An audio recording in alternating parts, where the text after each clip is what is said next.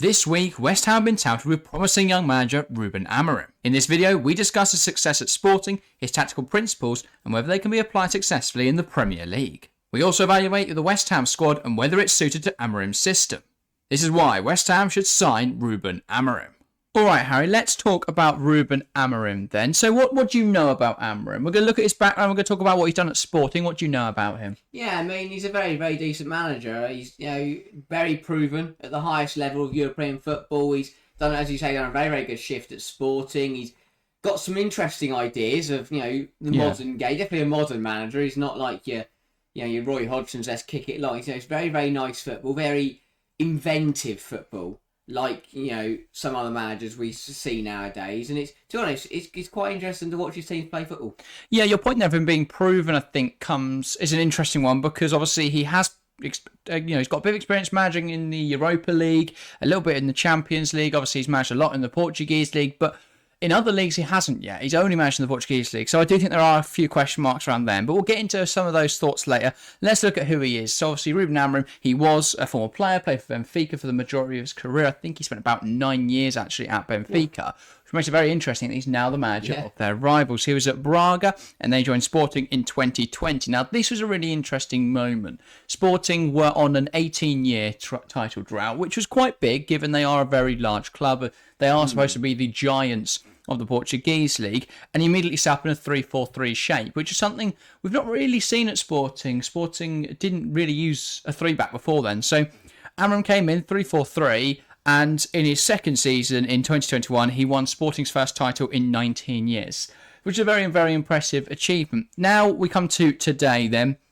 They currently sit top of Liga Portugal. They're on 80 points. Benfica on 73, but a 16-goal difference gap between them, I think, is actually more interesting than the point difference, that 17-point difference. And then Porto and Braga both on 62 points, way off that title fight. But Sporting, absolutely walking this season there. Yeah, I mean, it's an incredible season they've had, and to be honest, they've been incredible since he took over. He has that ability to win the league, as you say. Maybe that might not be the same outside of Portugal, but when it comes down to Portugal, that man knows what it takes to win that league, and quite comfortably, to be honest. Yeah, now obviously there are some question marks about whether those tactical principles will carry across from the Portuguese League into other competitions. I think that was highlighted most obviously by their loss to Atalanta. Now, whilst Atalanta set up really well, that's a game that if they wanted to really prove their prowess, that's a game they should really have won. But they are a very good team. 27 goals conceded this season for a team that play as aggressively as they are is one indicative of the fact that they do have a very strong defence. And we're going to talk about actually how the profiles of West Ham squad does suit that Amorim style. And they've scored 87 goals this season, which is like 20 more, I think, than any other team in Liga Portugal. But when you consider that there are only 4 teams that have a net spend or a squad value of over 50 million, that does show that there is a bit of a difference there. So 87 goals. So let's break those down as well, because I think the first thing I want to highlight here with Amorim is a little bit of an over-reliance. So 87 goals, 24 of which have been through Victor Gyökeres. Now, how good, Harry, is Victor Gyökeres? I mean, he's ridiculous. He's absolutely ridiculous for a player that was playing for Coventry, only a year or two ago, to be now scoring 24 goals out in Europe, playing some brilliant football, incredible form. Very, very good player, and to be honest, he has looked phenomenal in this system under Amorim. Yeah, it's nice when you see a player, at the top of the game like he is at the moment. Yeah, that's the graphic on screen showed there. He's got double more than anyone else in the Sporting squad. Paulinho next on 12, and then Pedro Goncalves on 11. But 14 scorers in total shows that there is a bit of, everyone is getting in on the action. It's not just Gyökeres, but still, 24 goals out of 87 is quite a large percentage, and they do rely on him quite a lot to get them out of games. Now, can you rely on someone like that in a league like the Premier League? Absolutely not. I mean, unless you're Tottenham. But, I mean, if West Ham fans hear that Danny Ings is going to score 24 goals, I mean, if West Ham fans hear they're going to score 87 goals in a season, that's a pipe dream at the moment under David Moyes. But yeah, it is very, very unlikely you can rely, unless you've got the world's best some of the world's best strikers. You can't. No striker's going to put up those numbers in the Premier League. And no offence to West Ham or Amorim, but they haven't got one of the best strikers in the world. No, unless they sign him, of course. Maybe. Now, they could sign Gyökeres. I don't think they have £80 million, though, so that is a slight issue. And we'll get into actually who might fit that West Ham squad in a moment. But more issues with Amorim then. We're going to talk about his attacking shape because, those 87 goals have got to come from somewhere. Yeah. And they play a very aggressive shape. So in possession, it looks like first we'll show we'll show on screen what the team lines up as. So in that 3-4-3 shape, noticeably, you've got the wing-backs. They love to get very high in possession. And Morten Hjulmand's a really key thing. Because if we go over to their attacking shape, they line up in a 3-1-6. Now, that sounds mental, but it does make a bit of sense. So what happens is the wing-backs get very high. You have the wingers go inside, or they're more operate as attacking midfielders. And obviously, Gyökeres form that 5. And then Hidemo Samarita will either go out wide, left or right, to go and form triangles. Go and form passing triangles, or he can push beyond, he can push through the lines and get involved in the attack. Now, the issue with that is that leaves you with just Morten Hjulmand, and that does leave them very open to the counter-attack. I mean, wow, when I said inventive in the intro, it's exactly what I meant. It's incredible, and I mean, it is incredible, but that's a good thing and a bad thing, as you say. Yes, it scores loads of goals, but it is very vulnerable, and they probably get away with that in the Portuguese league, but if you come to the Premier League and you play that formation, you're going to get absolutely trounced. Yeah, I think I do agree there are some issues there. I think the interesting thing with Morten Hjulmand, though, and actually we can talk about Manuel Ugarte and João Palhinha as well in this, is how Amorim has taught them to play that role, because they have to cover a lot of ground in there as a single pivot defensive midfielder with everybody else just going and attacking. Yeah. They do have to cover a lot of ground, but as we've seen, Palhinha's come across the Premier League and has adjusted perfectly. He seems more than fit for this level. Ugarte has somewhat struggled to adapt to life at PSG, but they do play a very different system. So, and Hjulmand's been brilliant this season. They brought him in this year, and he looks completely in his element. So, I think that that's a praise we can give Ruben Amorim. He does do really well with those defensive midfielders. But yeah, they do push up very high. The other thing is they have a huge XGO performance. Now, in a league like the Liga Portugal, you'd expect that. But 87 goals from an XG of 60, I think it's 69 at the moment. That is that's a huge difference. And a lot of that will be you having a squad that is so much stronger. And I think a rightful question is, do they rely too much on individual quality? Yeah, it definitely feels so. As you can see clearly, there are key parts of this team, like Gyökeres, like Hjulmand, who kind of just hold it together, really, and if you take those players away, perhaps Sporting wouldn't be, well, not perhaps, they definitely wouldn't be as good as they are now. And that is a huge concern, because you can't, if you're coming into the big leagues, coming into, as you say, when they compete on Champions League, Europa League, you can't do that. You can't rely on one or two players to get you through. You have to, it's going to need tweaking, it's going to need working on, if Amorim wants it to work in the bigger leagues, in the bigger games, but yeah, there's definitely, I wouldn't call it luck, but I would call it that. That is ridiculous, but the amount there over their XG, that is crazy. That is a strong performance. It's not too unexpected in a league like that, but it's definitely indicative of a side that do rely somewhat on their individual quality, which in a league like the Liga Portugal is going to be stronger than anybody else. Yeah. So there is a difference there. I think the final thing I want to bring up before we look at what impact he'll have at West Ham and whether that would be a good fit, is his pressing structure. So in the press, they press in a 3-4-3. Now, that's quite an uncommon pressing structure. The reason is that it pushes teams very far back and gives you the best chance, if you win the ball back, of scoring a goal, because you've got a lot of players high. Now, the issue is that front three will press onto the centre halves of the opposition or the defence of the opposition. Now, if you play through that, it's a midfield too. And so, I think the greatest example came against Benfica this season. They had a goal kick, they played out on the left-hand side, and then they had the ball there, and they'd pass that three. Now, the right wing back pushes up onto the winger, and then suddenly there's a lot of space in midfield, because one player from Benfica dropped in of their midfield three. Hidemo Morata went and followed him. So then you leave Hjulmand against two players in midfield with so much space to operate in, and Benfica, which did what a lot of league teams wouldn't do. Benfica tried to just play over the top. They didn't see that movement inside. If you play someone like Man City, they are going to notice that space with so many players in there. So I do think that is a huge concern that his pressing is a little bit too aggressive. Now, would he adapt that for the Premier League? I'm sure he might change it up a bit because obviously that is too aggressive and there are issues there. But I think that, that is something that has to be considered. I think for me, though, I think with Amorim, a lot of, he was linked with players with clubs like Liverpool, like Chelsea, a lot of elite teams. I don't think he's ready for that yet. But at a West Ham, provided they give him time, he can develop his system into one that does work in the Premier League. Yeah. So I do think that's actually going to be a good fit.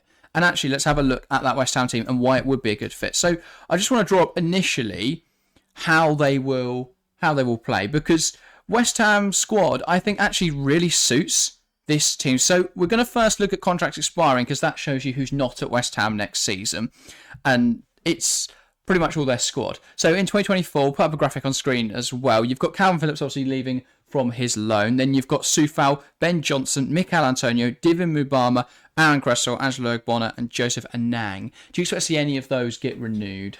I don't. To be honest, I don't see any names on there and go, oh yeah, I'd keep them. And I think that's probably a bit of a problem with West Ham. But yeah, I wouldn't say there's a massive panic to get them to sign a contract there. Yeah, I think that there's a reason that they've not been given a new deal. The only slight concern in my mind, though, is that they would have to bring in players to replace them, and do they have the money to? Because, you could keep Soufal as a more than capable backup right wing back. He might not be pleased with playing that role necessarily, but you could keep him in there, and then you don't have to spend 5-10 million finding a right wing back. Yeah. You get one for free. Now, obviously, they could look at the free market to negate that, but I just feel they could be a bit smart there with someone like Soufal. I don't think Soufal is awful, especially in playing as a wing back. I think he actually could be very dangerous. But so West Ham are going to be quite low on numbers. So let's apply this West Ham squad then to the Amorim system of that 3-4-3. Now,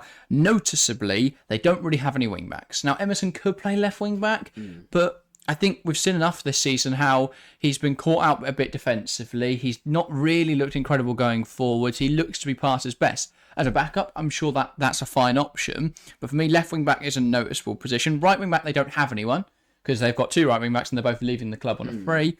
And their striker is an issue because at the moment it's sort of Antonio, but I don't think Antonio's very good and he's going to leave on a free. Yeah. And Danny Ings is going to be their only first team striker. So for me, they're the three positions that West Ham really need to improve on. Now, obviously, they only have 3 centre-halves at the club without Ogbonna going. So they are going to need more if they're going to play a back 3.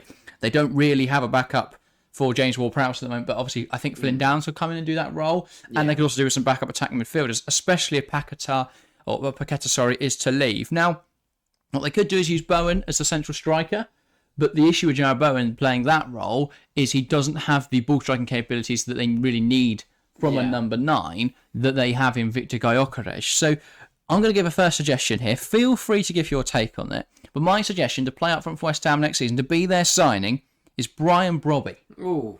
Now, Brian Brobby, Ajax have not had a good season this year. However, he has put up 17 goals and 7 assists in the Eredivisie this season. And looking at his fit, he does suit exactly what they'd want in a striker. His non-penalty goals rank at 0.62 per 90, or in the 93rd percentile. His non-pen XG, 99th percentile, 0.73. So his movement's clearly very good. He's very good at finishing chances, gets a lot of shots away, links up the play well, as shown by his assists. Lots of shot creating actions. His progressive passes aren't great, but they don't really need him to progress the ball forward because he's playing up front. So that's not too much of an issue.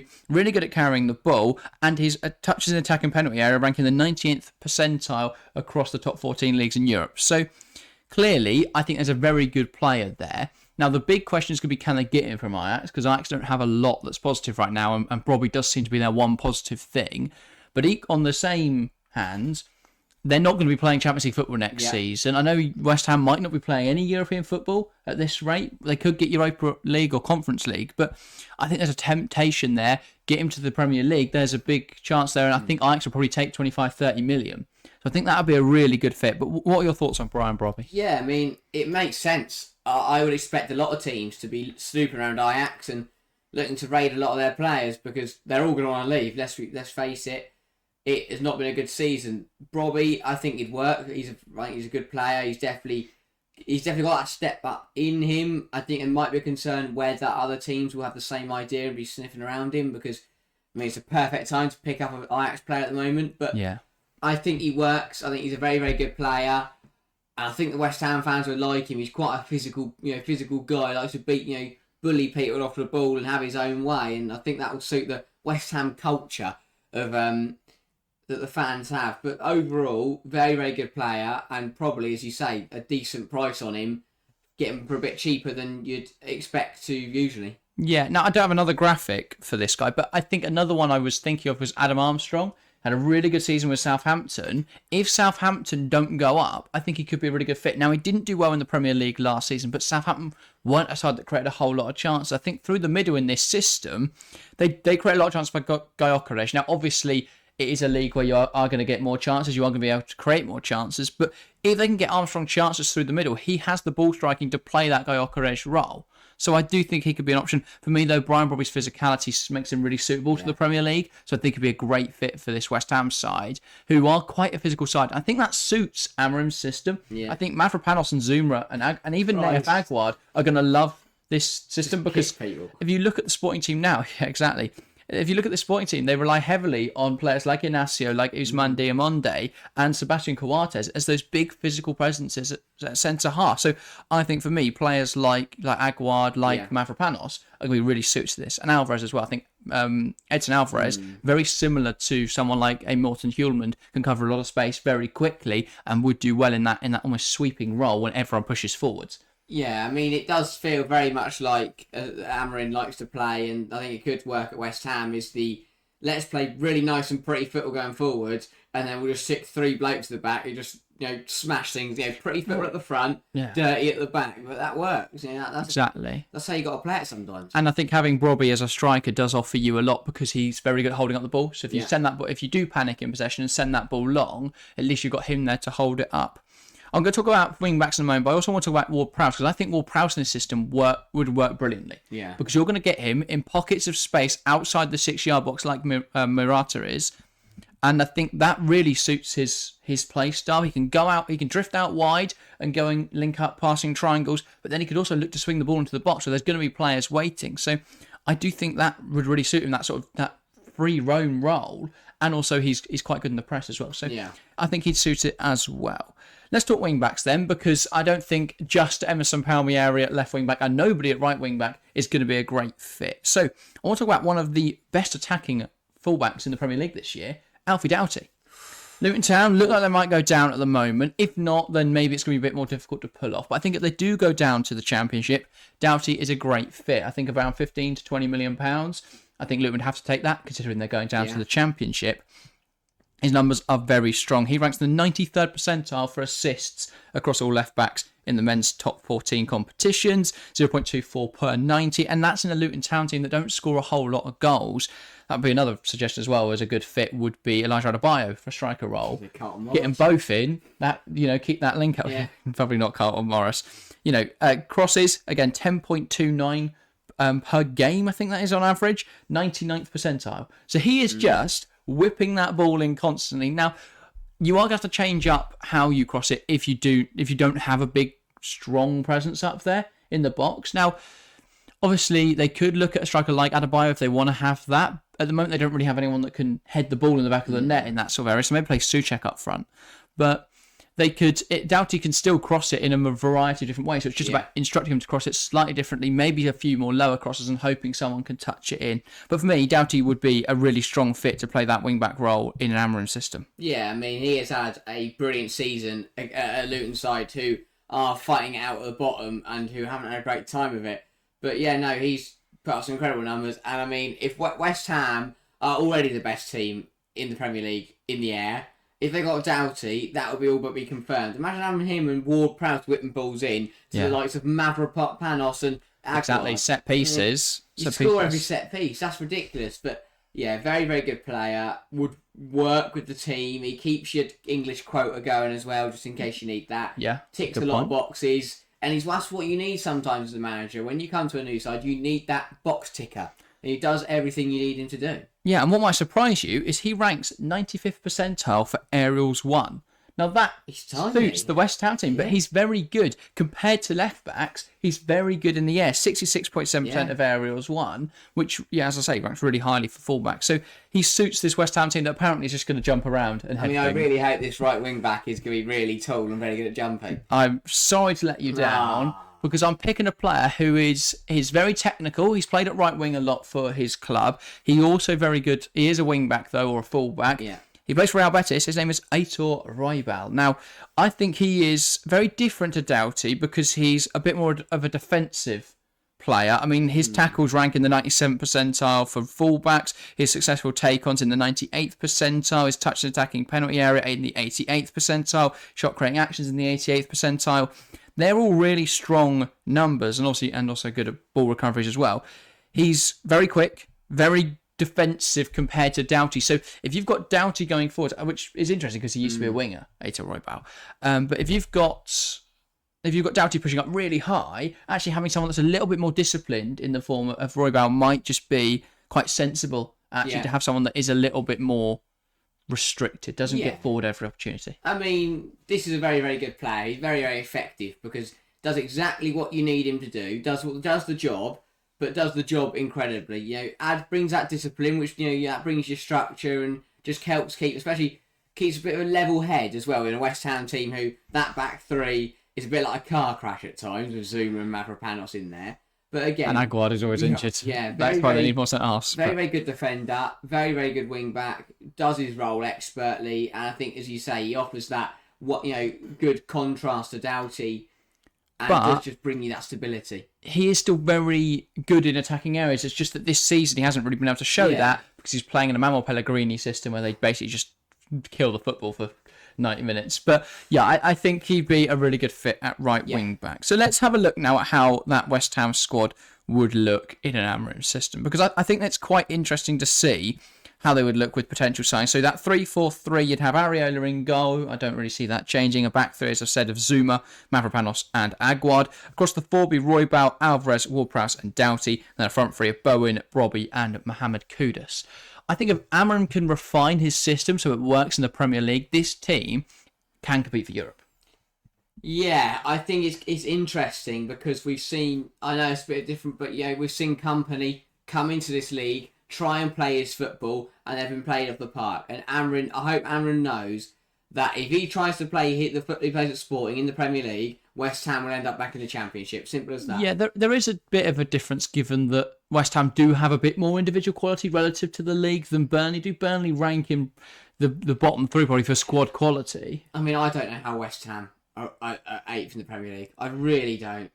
I mean, but because they've got individuals who can do really well, despite Moyes' system not being incredible. I do think Amorim would play off. He's going to need time, and that might not be something West Ham, because I feel like West Ham won the Conference League. They're in the European places at the moment. They think they're one of the big sides, but I think if Amorim comes in, they'd have to realise that maybe they're going to need to take a year or two out of that top, maybe that top 8 that get Europe. Maybe that you might have to spend a year at the top half while his system, because this isn't a system that you can learn overnight. This is going to take time, and this is why it's a risk for West Ham, because if you give him time, it doesn't work. You've wasted a load of years, for nothing. Yeah. But if it does pay off, it's a gamble that if it pays off could be absolutely massive. As you say, they've already won the Conference League.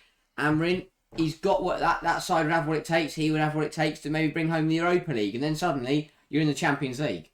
Yeah, I think it's a bit of a gamble from West Ham, but they've got to pick a young manager who's going to take them into the future. Moyes has done well. He's won them European competition, but this season for me shows that they will not be able to do that year on year with David Moyes at the club. So I think Amorim is a really good fit, actually. There are a lot of concerns about his play style, but I think he'd be a very good fit at a team like West Ham, where actually they can take that gamble and they've got time for him to be able to settle into the Premier League. I really like Ruben Amorim. I think he's a really good fit. I don't think he's ready for elite football yet, but he could take West Ham on that journey towards being a very big side.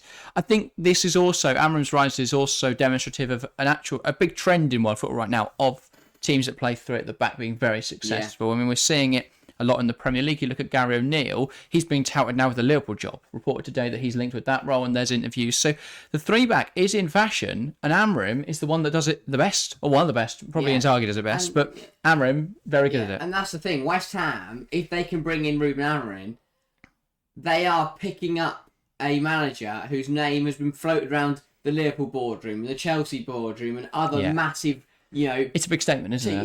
Exactly. You look at when Villa bought in Unai Emery. That was they picked off a very, very good manager. I mean, obviously it's a bit different because he was more of a proven manager, but they picked off a good manager who's managed in Europe, and it paid off massively.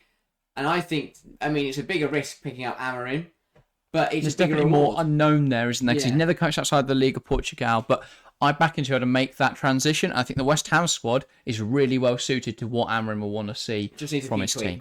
Yeah, I definitely think it needs a few additions. It's going to take a lot of coaching, but I think it's a good team. I think against some teams, maybe you could play that aggressive 3-1-6, but maybe it's about sometimes you've got to play your opposition, having options. Because if they play, they'd score 9 if they worked out with Sheffield United and played that 3-1-6. They do it at City, they're going to concede 9. That's the Premier League for you. I think it will just have to be play your opponent. Well, it'll be interesting to see because it was only 3 years ago we saw Sheffield United come up with overlapping centre halves, and they finished 8th in the Premier League because they took the game to teams. So it's very different. Depends on who you are, but I do think his system it could work in the Premier League. There's a limit.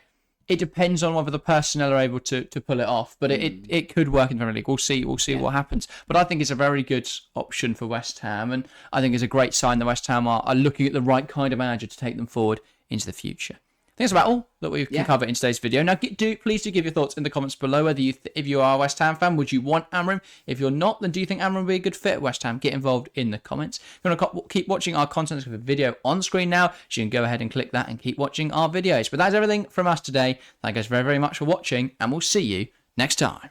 See ya.